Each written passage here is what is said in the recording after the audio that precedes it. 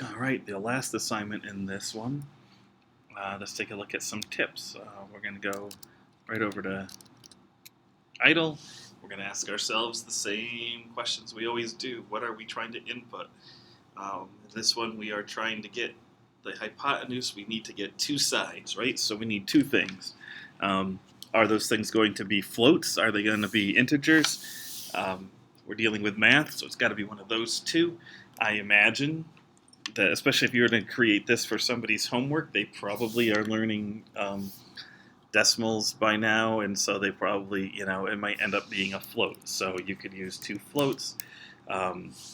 You could get away with integers. It's not going to be wrong. It's just if you think about it, this is really more likely to have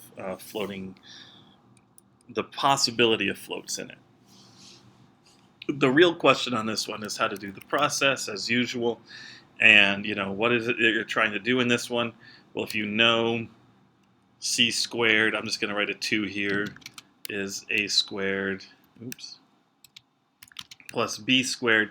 So in other words, to solve for c, you have to be able to find the square root of a squared plus b squared, right? So I'm just kind of writing out what the formulas would be. So if we could get a formula that looks like this, we could print out that output. We'd know the answer. So how do you find the square root of something, and how do you square something is really what we're asking. Again, watch the lesson on using math in Python, and these things you already would know. If you don't know them, you can raise something to another power by putting 2 stars in it. So 1 star is multiply, and 2 stars is exponents. So 2 star star 3 is, a star star 3 is a to the 3rd power. So obviously if you want to square something, you could do a star star 2. There's other ways to do that. You could just say, hey, a times a, that's a square. So you can do it the easy way as well. So first of all, let me just put this one is a quick way to square something.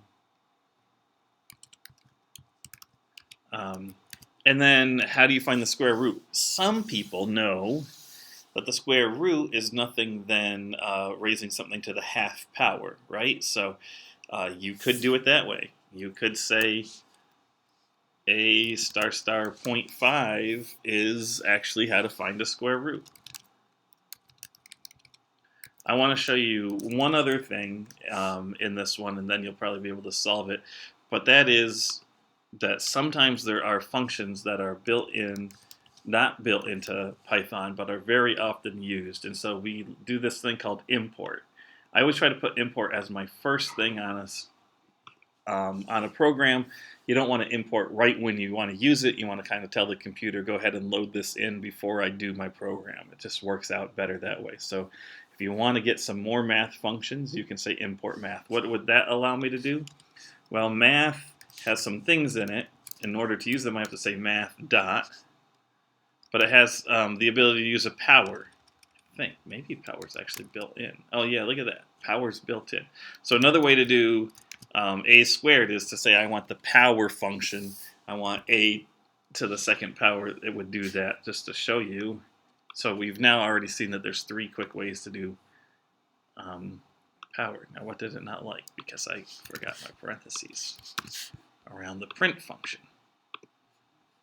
So power is actually built in. We wouldn't have had to do it. Yeah, it's like, what is a? I don't know what a is. So you know what? A is 4. 4 to the 2nd power should give me a nice 16 as a result.